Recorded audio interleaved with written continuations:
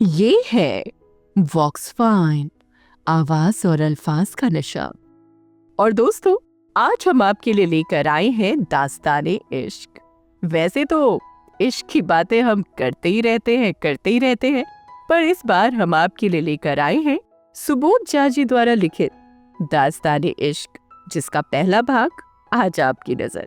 तो सुनिए और कमेंट करके बताइए कैसा लगा दास्ताने इश्क।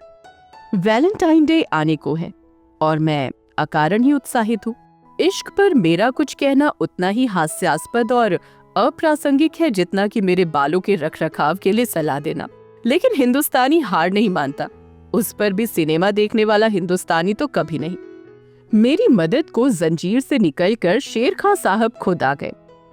शेर खां ने शादी नहीं की, पर बारातें बहुत देखी हैं। कि तर्ज पर ही हमसे इश्क नहीं हुआ, पर हमको इश्क कई बार हुआ। मुझे पहली बार प्यार तब हुआ था जब मैं बाल्यावस्था से किशोरावस्था की ओर बढ़ रहा था। नाम लेकर किसी को रुस्वा करना ठीक नहीं, पर मेरे सभी विद्यालयी सहपाठी समझ ही गए होंगे कि मैं किसके विषय में बात कर रहा हूँ।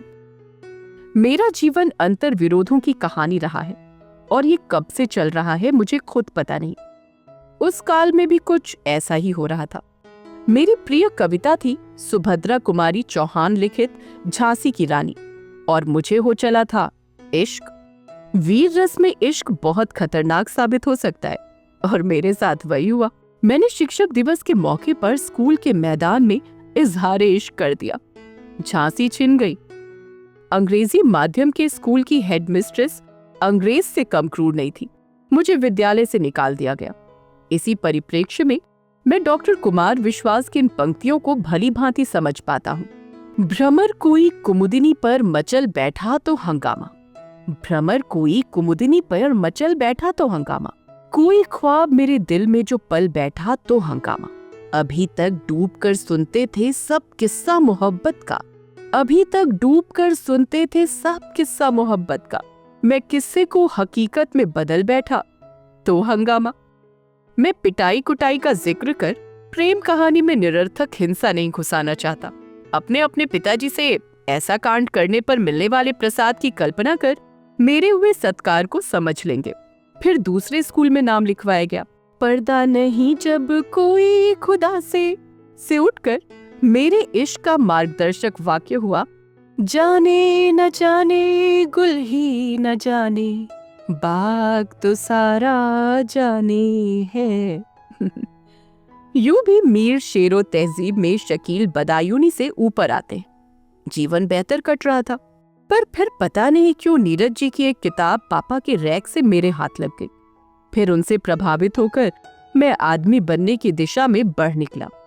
आदमी को आदमी बनाने के लिए जिंदगी में प्यार की कहानी चाहिए। आदमी को आदमी बनाने के लिए जिंदगी में प्यार की कहानी चाहिए, और कहने को कहानी प्यार की, और कहने को कहानी प्यार की। स्याही नहीं, आंखों वाला पानी चाहिए। प्यार में इनकार और मार्कशीट पर इश्क के सघन प्रभाव ने मुझे इतना रुलाया कि मैंने इश्क से 10वीं कक्षा में तौबा कर ली। ना भी करता तो भी क्या ही कर लेता, पर फिर भी तो क्या वाकई सुबोध झा जी ने इश्क से तौबा कर लिया? जानेंगे दास्ताने इश्क के दूसरे हिस्से में। तब तक रखिए अपना ख्याल, अपनों का ख्याल। सपने देखते रहिए, किताबें पढ़ते रहिए और सुनते रहिए वॉक्सफाइन, आवाज और अल्फाज का नशा।